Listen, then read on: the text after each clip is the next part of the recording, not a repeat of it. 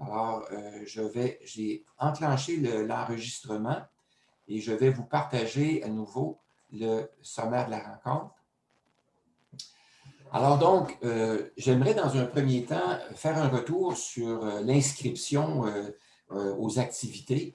Alors, j'ai constaté que les gens ont des environnements de travail technologique différents. Il y a des gens qui travaillent sur Windows, d'autres sur Macintosh. Certains ont Excel, d'autres n'ont pas Excel, mais n'ont plutôt un produit compétiteur là, dans la gamme OpenOffice ou LibreOffice. Et tout ça fait en sorte que les échanges de documents sont parfois difficiles ou sont parfois pas ce qu'on attend. Alors donc, si vous n'avez pas l'environnement sur lequel moi je travaille, c'est-à-dire l'environnement Windows avec Excel, il se peut que dans les consignes que je vous donne ou les fichiers que je prépare, vous ne trouviez pas tous les éléments qui sont supposés être là. Parce que j'ai déjà constaté avec des groupes précédents que les personnes qui ont l'environnement Mac ne peuvent pas activer les fonctions qui sont macro-programmées ou programmées avec VBA, Visual Basic pour application, avec Excel. Alors donc, vous n'aurez pas accès à tout. Vous pourrez voir les informations, vous pourrez inscrire des informations dedans, mais vous ne pourrez pas activer les commandes macro-programmées. La même chose pour les gens qui sont dans OpenOffice ou LibreOffice. Ces gens-là, vous ne verrez pas les éléments, les objets qu'on peut rajouter sur une feuille de travail Excel. Également, vous n'aurez pas accès aux boutons cliquables qui permettent d'activer les macro-commandes. Alors, pour ces gens-là, ce que je peux vous dire, c'est que tentez de vous adapter, sachant que vous n'avez pas l'environnement parfait ou idéal ou conforme à ce que moi je présente, mais que vous pourrez quand même inscrire des données.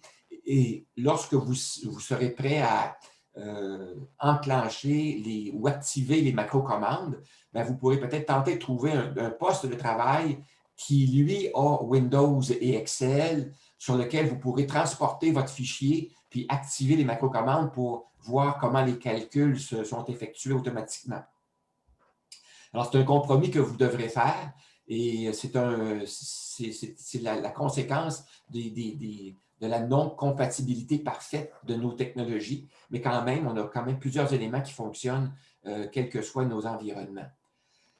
Autre élément que je voulais vous dire aussi, c'est concernant le fonctionnement des rencontres Zoom.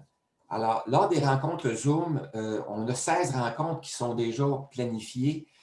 L'hyperlien vous permettant d'accéder aux rencontres est toujours le même, sera toujours le même. Donc, vous n'aurez pas à vérifier là, si vous ne l'avez pas ou vous avez un nouveau lien. C'est le lien que vous avez activé ce matin, il va toujours être bon pour toutes les rencontres. Alors, conservez ce lien-là dans vos dossiers pour pouvoir y accéder comme une copie de sécurité, si vous voulez.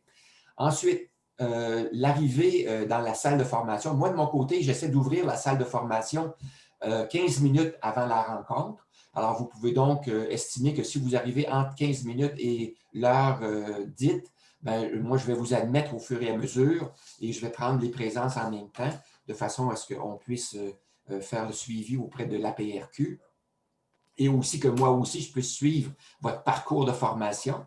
Lorsque vous arrivez, j'aimerais ça que vous puissiez nous saluer, dire bonjour, pour qu'on puisse vérifier la connexion et que j'aimerais ça aussi que vous changiez votre nom dans la liste des participants pour nous assurer que vous avez votre prénom, votre nom.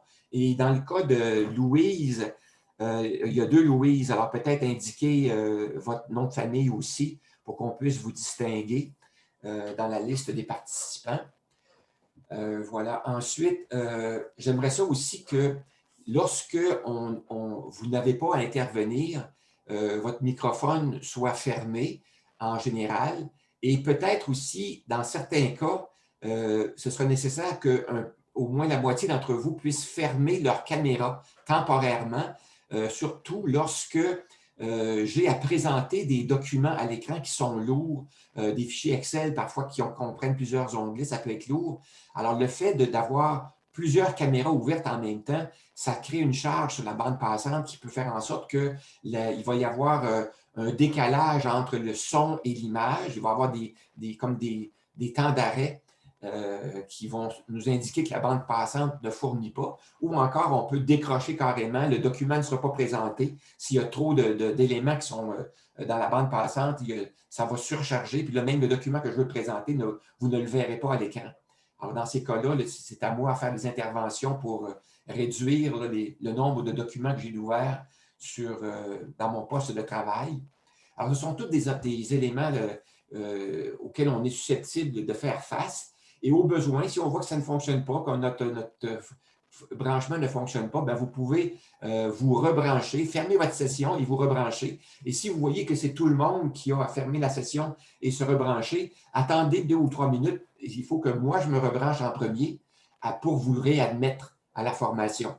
Alors, attendez 2-3 minutes, puis rebranchez-vous. Comme ça, on pourra reprendre la formation. Alors, ça fait le tour du fonctionnement concernant les rencontres Zoom. Je vais terminer le partage et terminer